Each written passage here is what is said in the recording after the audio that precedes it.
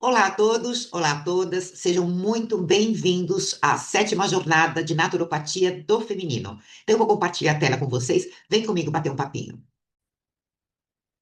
Então, o assunto que eu vou trazer para vocês é a naturopatia para mulheres do século XXI.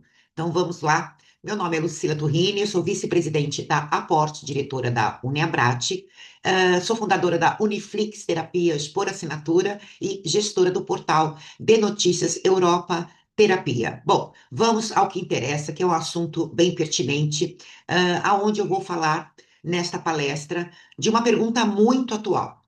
Como cuidar da mulher do século XXI sem reduzi-la ao corpo biológico, sem também aos sintomas emocionais e muito menos à cobrança de produtividade. Então, a proposta é olhar a mulher de forma integral: corpo, emoções, sono, alimentação, ciclo hormonal, cultura, tradição, evidência e limites éticos. Então, gente, a novidade é a seguinte: nenhuma. Para quem? Para nós naturopatas. Porque o praxe da naturopatia é justamente o nosso atendimento vai dar conta deste universo, desse terreno, e aonde nós vamos. Terreno, quando eu falo, é esse ser todo sistêmico, vivo, que está à nossa frente, que nós chamamos de interagente. Então, voltando em todos os slides, eu tenho no rodapé todas as estatísticas, estudos e afirmativas dos órgãos responsáveis pela saúde internacional. Então, a Organização Mundial da Saúde reconhece a importância crescente da medicina tradicional e integrativa. E com um foco com foco óbvio, né, em evidências e a segurança. Então, a estratégia, nós encontramos esse documento no site da organização, do Global 2025 a 2034, que orienta todos os países membros, né, a integração responsável dessas práticas nos sistemas de saúde. Então, nesse sentido, todos os agentes de saúde já deveriam estar trabalhando de uma forma eficiente, exatamente neste olhar que eu vou trazer para vocês. Como eu disse, é uma prática já desde sempre, desde a nossa formação, que nós já praticamos o que hoje a Organização Mundial de Saúde traz como objetivo até 2034. Então, vamos falar da mulher, a mulher que está sobrecarregada. Então, também um estudo feito pela WHO. Então, 60, percebam o percentual, as estatísticas, gente. 67% das mulheres compõem a força de trabalho global em saúde, sendo essenciais essas mulheres para os sistemas de cuidado em todo o mundo. Agora, essa estatística, esse percentual é assustador. Do trabalho de cuidado não remunerado, 76% é realizado por mulheres. Uma carga invisível que impacta a saúde física e mental desta mesma mulher. Então, antes de nós cairmos na argumentação clichê de dizer que enquanto a mulher estava em casa cuidando de filhos e o homem era o provedor, nada disso acontecia. Bom, primeiro que não é nada disso não acontecia, só eram dores e angústias, talvez um pouco diferentes. Então, nós nos lançamos para o mercado de trabalho por necessidade e vamos perceber necessidades em todas as esferas. Então, isto posto, e é deste lugar de fala que eu vou seguir a minha palestra, eu estou dizendo que quase 80%, né, de cuidado que não é remunerado é realizado por uma mulher. Eu acho que eu vou dar foco exatamente nessas questões. Porque se for por equiparar igualitários entre homens e mulheres e blá, blá, blá, né, gente? Tava ok. Então, tudo seria dividido. Tudo seria meio a meio. Salários compatíveis, homens e mulheres, né? E tudo mais. Não, nós estamos falando de quase 80% para além da produtividade do trabalho, das questões econômicas e tudo mais. A mulher, hoje, ela tem quase 80% de trabalho não remunerado. Então, parece que essa matemática não fecha, fecha somente para sobrecarregar a mulher. E esse corpo feminino está sob pressão. Então, nós vamos conversar claramente sobre isso. Então, na visão naturopática, nós perguntamos o seguinte: em que terreno esse sintoma está surgindo? O corpo feminino responde ao excesso de exigências e, obviamente, com sinais claros que merecem atenção e cuidado integral. Não adianta passar o pano, não adianta disfarçar que não está acontecendo. Então, nós vamos estar falando de insônia, nós estamos falando de fadiga crônica, irritabilidade, problemas digestivos, ansiedade e estado de alerta, agravamento da TPM e perda de libido. Então, são sinais claros que, quando eu vou para um agente de saúde convencional, vai trabalhar nas gavetas, né? A gaveta da insônia abre e fecha, na gaveta da ansiedade abre e fecha, né? Nós não trabalhamos dessa forma, obviamente, e nem a Organização Mundial da Saúde divulga e sugere aos países trabalharem dessa forma nas suas áreas de saúde, certo? Então, nós estamos firmes aí no propósito de estar passando para todos vocês, de fato, qual é o trabalho do naturopata. Bom, então, como nossa sede virtual ela é em Tóquio, onde eu me sinto extremamente honrada, né? Eu vou fazer uma. Eu percebi uma oportunidade. Uma oportunidade por quê? Porque eu advogo isso há quase 30 anos. De olhar a saúde, a manutenção e a prevenção da saúde com o melhor dos mundos. O melhor do Oriente com o melhor do Ocidente, sempre de uma forma complementar, de uma forma integrativa, né, capacitar os profissionais de saúde com este olhar, independente, está lidando com a saúde, tenha esse tipo de abordagem. Em que sentido? Eu tenho isso como base do meu cuidado, eu cuido do outro desta forma, e eu vou aplicar as técnicas medicamentosas ou não, terapêuticas ou não, enfim, a partir da minha formação. Mas a base da abordagem, né, dessa medicina integrativa, aonde está o naturopata e os terapeutas, né, da área de práticas naturais de saúde, é disso que se trata. E eu não podia perder a oportunidade, né, de falar a respeito de quanto isso é um objetivo e já existe em alguns países já praticados, e estatisticamente com a saúde melhor por este motivo, né? Então, a oportunidade é pensar esse encontro mesmo entre Oriente e Ocidente no cuidado feminino. E, lógico, não para afirmar que um modelo é superior ao outro, nossa, esse lugar não é nosso, né? Não é disso que se trata a formação de um terapeuta e de um naturopata, né? Então, na verdade, é nós estarmos conversando e reconhecer que cada cultura desenvolveu formas diferentes de compreender o corpo, prevenção, envelhecimento, sofrimento e cura.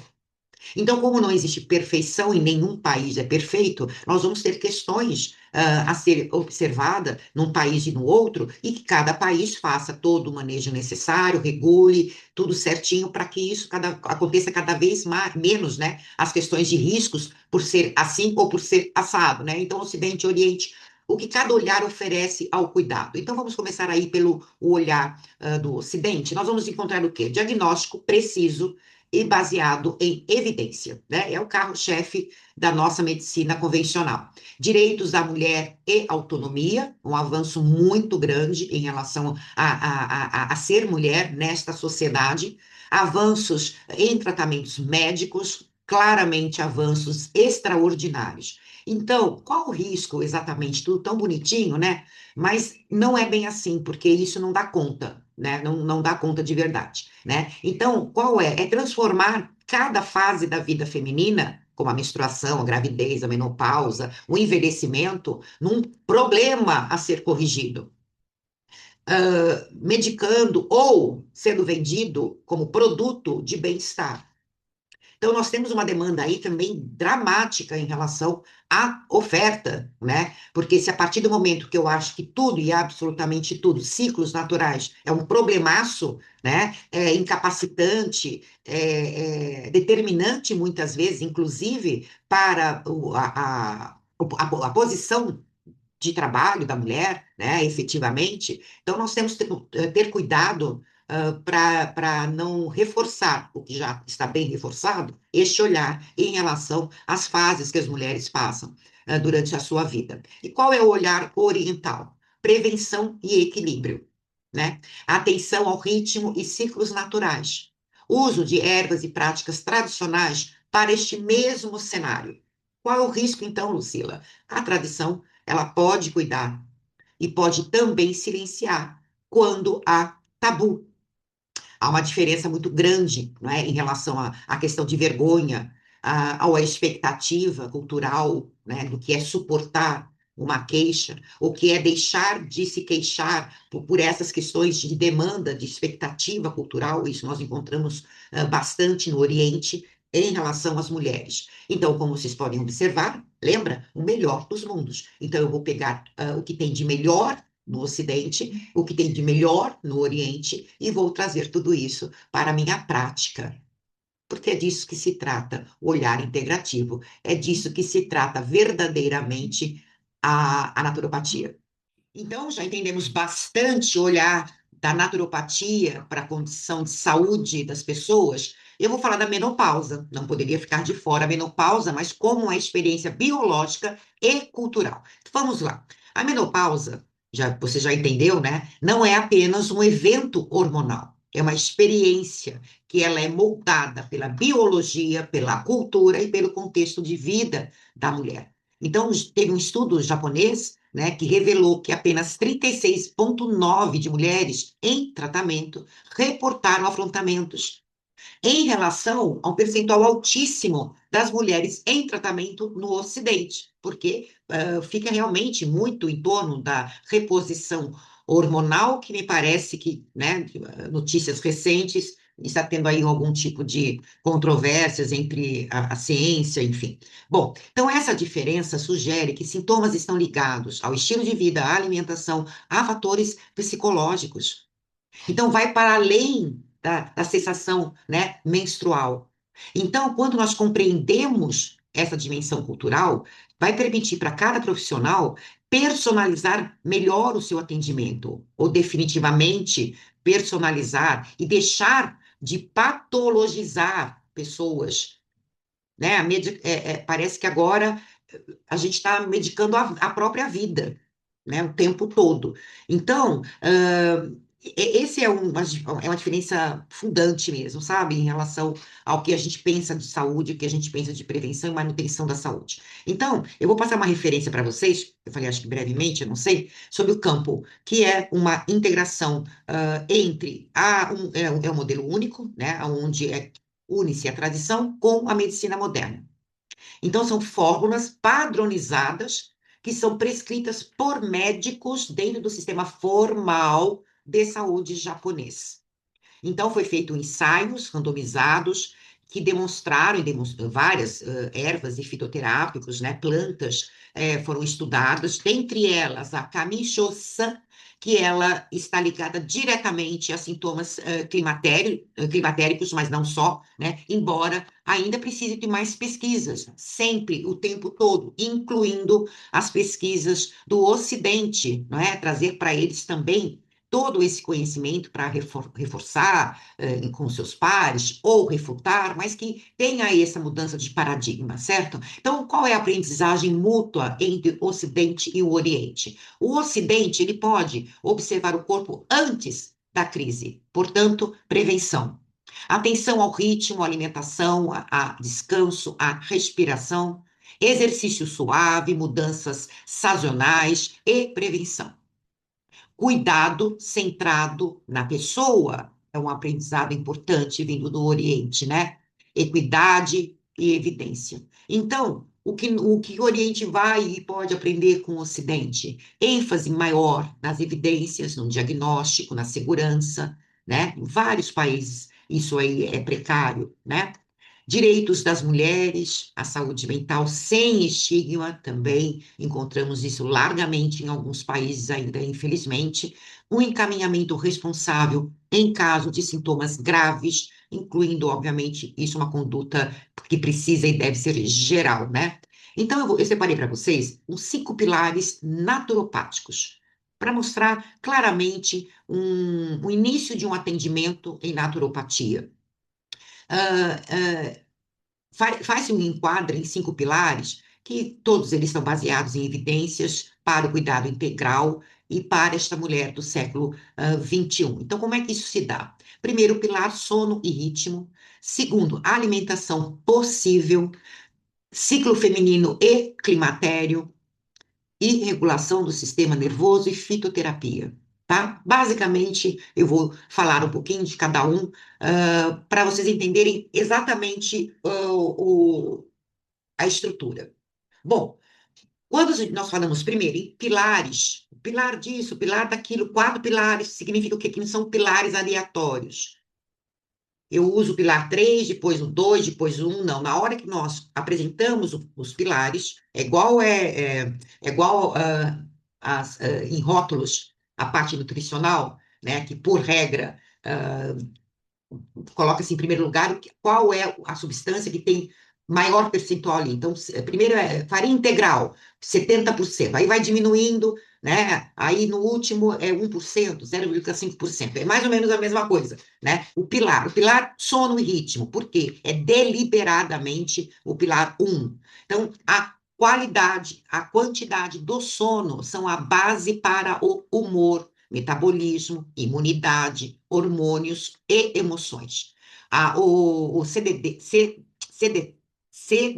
nossa, recomenda 7 horas a mais ou menos 7 a 8 horas de sono por noite, mas 35% dos adultos dormem menos, e isso corre riscos significativos para a saúde. Então, nós, naturopatas, antes de qualquer intervenção, de qualquer intervenção mesmo, a primeira que nós fazemos é se ela dorme bem. Esta mulher dorme bem? O sono está em dia? Quantas horas por noite? Quantos ciclos ela completa durante o sono?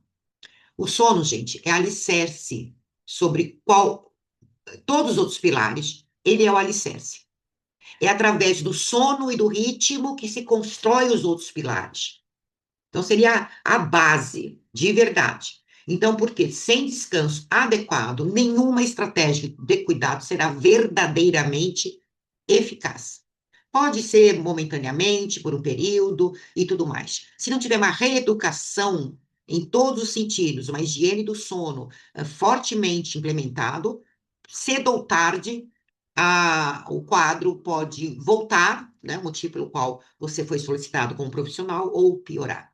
Tá? Pilar 2, alimentação possível. Por que possível? Porque não é perfeita.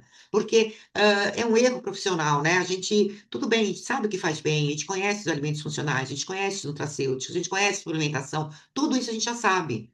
Mas daí isso servir de fato para o nosso interagente é um espaço enorme, por N questões, né? Principalmente interação medicamentosa, questões econômicas, alergias. Então, ou o próprio, a preferência, né, alimentar do nosso interagente tem que estar na nossa conta, né? Então, nós temos que oferecer um manejo nutricional, alimentar e tudo mais, alcançável, estável, para realmente operar mudanças. Muitas mulheres, nós já sabemos que comem mal por exaustão, por falta de tempo, ou por necessidade de regulação emocional, né? Chocolate e tal, café. Então, não adianta eu estar recomendando uma dieta de ouro, 5 estrelas, e simplesmente não vai encontrar a adesão do nosso interagente. Então, para que serve? Para inglês ver, só. Revisões sistemáticas demonstram, isso é um fato, né? A ligação entre consumo de ultraprocessados e risco aumentado de depressão. Ah, somente isso? Não, certo? Multifatoriais. Então, isso colabora, certo? Então, a nutrição sustentável é base para equilíbrio hormonal, energia, saúde mental da mulher contemporânea. Então, nessa área, principalmente nutricional, nós encontramos alguns posicionamentos estranhos para quem se diz agente de saúde, né? Porque julgam mais do que outra coisa. Vide anúncios, publicidades e tudo mais, uma coisa pavorosa, né? E julgar não é cuidar.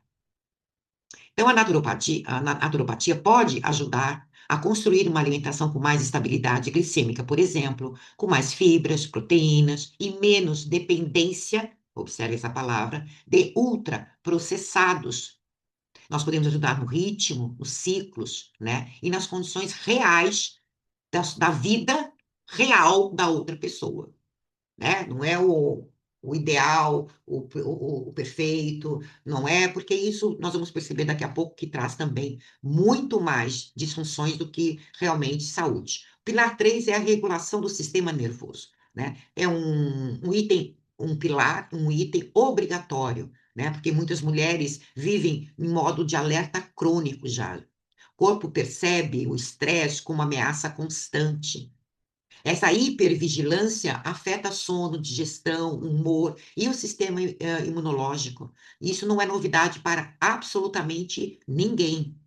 A regulação do sistema nervoso é fundamental para restaurar o equilíbrio destas mulheres. Então, algumas ferramentas que nós já conhecemos, que é a respiração consciente, movimento suave, contato com a natureza, toque terapêutico, algumas suplementações, alguns alimentos funcionais e uma prática que teve uma meta-análise no yoga, né, em 24 estudos, demonstrou os benefícios significativos em e para ansiedade, depressão, sono, pressão arterial e qualidade de vida. Então, isso eu imagino o quanto várias técnicas que nós aplicamos podem estar ajudando efetivamente esse ciclo dessa mulher do século XXI, né? Que é um ciclo, deveria passar rápido, né? Ou na medida certa do aprendizado. Então, já entendemos ciclo feminino e climatério. Vamos lá. Então, muitas mulheres, gente, desconhecem a fase de perimenopausa. Sintomas como irregularidade menstrual, alterações de humor e fadiga são frequentemente normalizados ou atribuídos ao estresse. Portanto, há sintomas. Conhecer o próprio ciclo e identificar a fase climatérica capacita a mulher para prevenção e autocuidado consciente. E isso vai para a conta do profissional que vai ter o compromisso de também estar educando esta mulher para o que ela está passando, qual ciclo ela está entrando, que ela vai entrar, o que esperar dele, quais os profissionais procurarem para poder fazer uma equipe multidisciplinar, certo? Então, também é o nosso papel. É o papel do agente de saúde responsável, respeitoso e ético, porque isso tudo faz sempre um efeito cascata em todo o sistema de saúde. Porque, primeiro que nós tiramos essa pessoa de um lugar de Maria vai com as outras, sabe?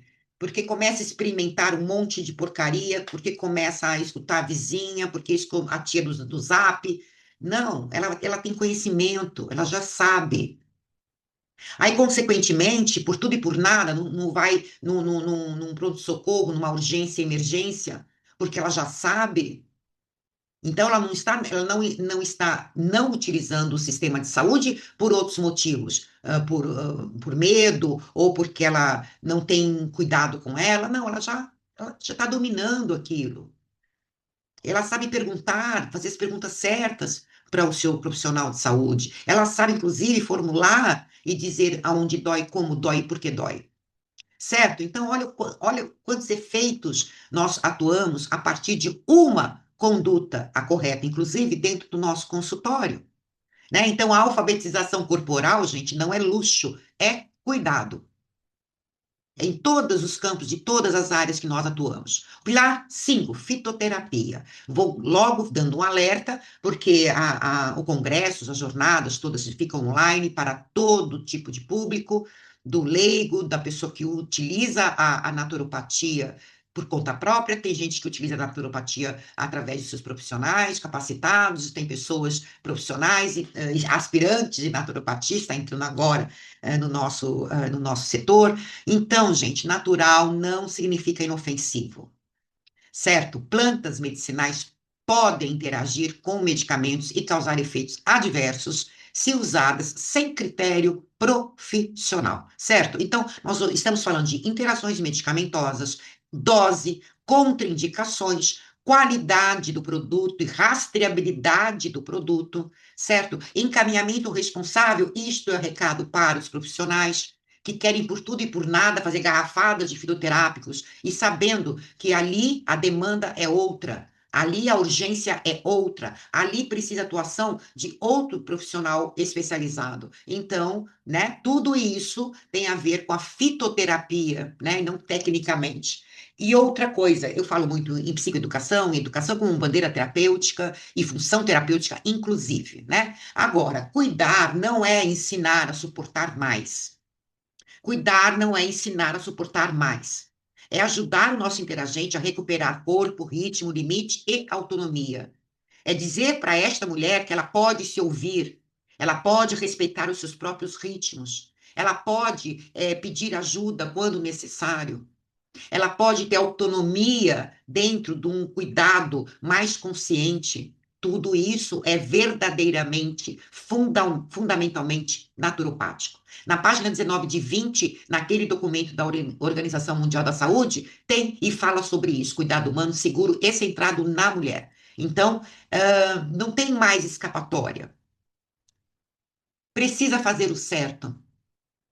E dentre essas todas loucuras que nós estamos vivendo dentro da área da saúde, né, o autocuidado quase está virando um problemão, sabe? Porque o autocuidado acaba sendo comercializado demais.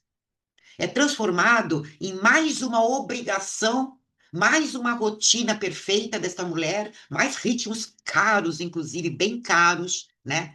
E isso tudo eu estou ofertando para uma mulher que já está sobrecarregada. Faz algum sentido? Tem alguma, guarda alguma lógica? Um profissional imprimir na vida de uma mulher sobrecarregada mais carga ainda, mais impactos financeiros, mais horas fazendo o que não tem, inclusive, não tem hora mais para fazer tudo. Então, na verdade, o autocuidado é estabelecer, primeiro, limites. Descansar sem justificativa. Simplesmente descansar. Pedir ajuda quando necessário. Essa é a formulazinha que você deve escrever e pedir para o seu interagente levar na bolsa. Autocuidado real reconhece esta realidade estrutural desta mulher do século XXI. E que passe para todos nós e para ela que não é uma falha individual, é uma sobrecarga sistêmica mesmo. Então, ela reconhece isso primeiro, que primeiro ela precisa ter para depois dar, que não se dá o que não se tem. É tudo basicão mesmo, né? Para nós colocarmos todo mundo num bom caminho, todos profissionais, interagentes, pacientes, né, sociedade e tudo mais, né? Agora vamos falar rapidamente da Kami-shosa. Falei devagar porque é esquisito, né, gente? É uma fórmula composta e não é uma única planta, tá? Na visão tradicional, ela costuma ser indicada para pessoas com tendência à fadiga, sintomas neuropsicológicos como ansiedade, irritabilidade, tensão, alterações menstruais, sintomas de menopausa, climatério, sensação daquele calorão, de frio, rigidez nos ombros, constipação, insônia, tudo mais. Portanto, é uma boa indicação no sentido, primeiro, que ela faz parte, lembra, do campo, né? Faz parte daquele modelo de cuidado japonês, né? E eu vou tentar ver se eu consigo fazer aqui para vocês equiparar, né? Quais são as plantas que eles utilizam para alguma coisa mais da nossa biodiversidade e tudo mais. Bom, então, eu quis trazer especificamente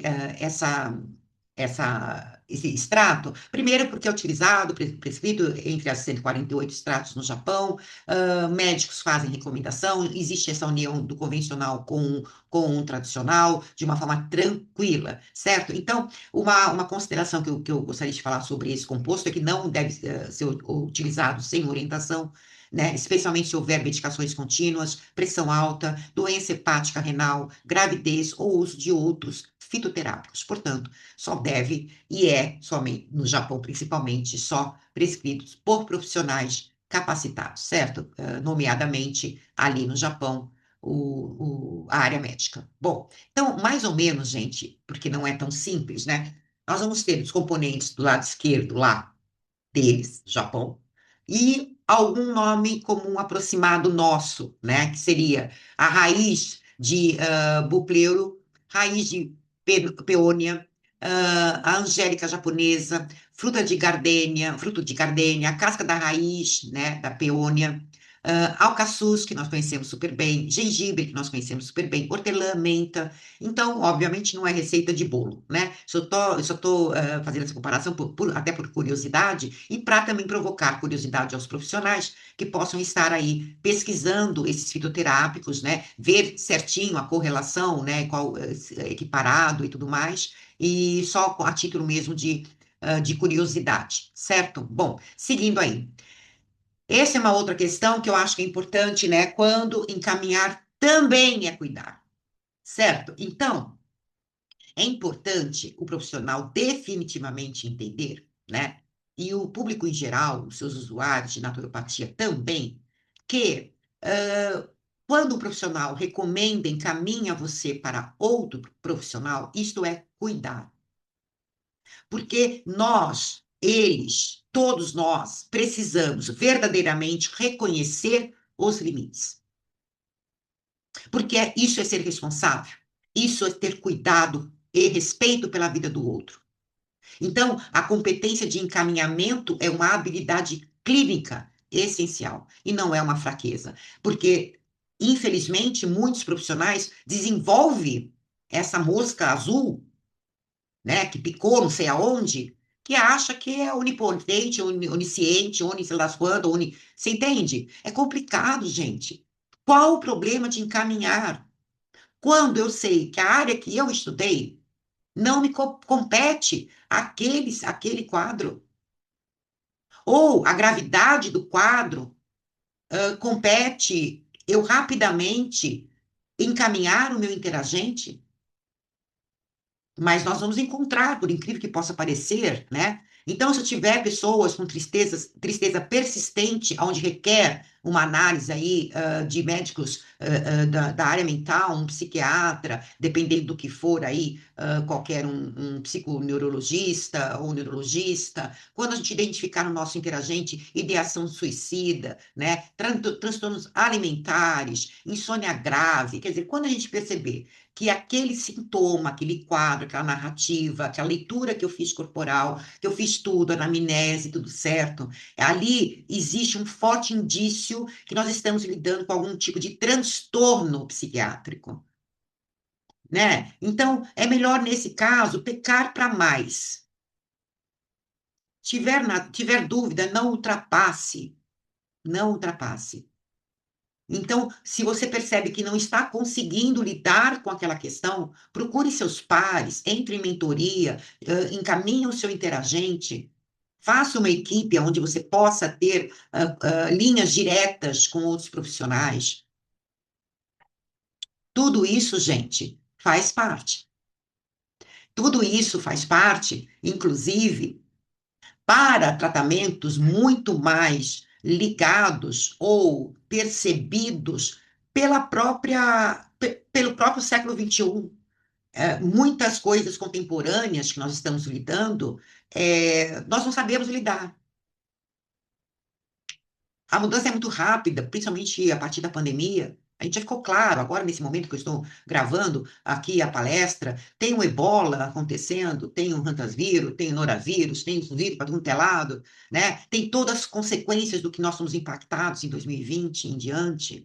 Tem guerra acontecendo, tem calamidades climáticas acontecendo assim simultaneamente. Resultado, todos nós estamos sendo impactados. Certo? Certo. Então, a naturopatia entre tradição e evidência. Bom, o futuro do cuidado feminino integra o Oriente e o Ocidente, a tradição e ciência, a planta e medicina.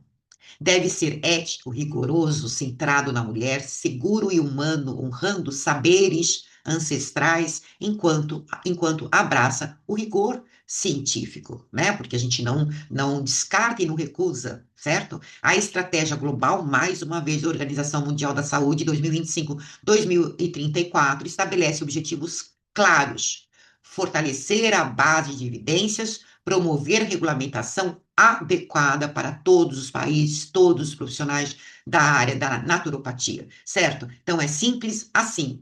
Então, olha só, eu encerro com essa ideia para vocês. Entre a tradição e evidência, entre Oriente e Ocidente, o cuidado feminino precisa do ser humano ser mais humano, mais seguro e mais possível para todas nós, estendendo, obviamente, para todos os humanos, para todos que estão respirando, para o nosso planeta, para tudo, né? Porque acaba sendo tudo está realmente interligado. Então não tem ponta solta no universo.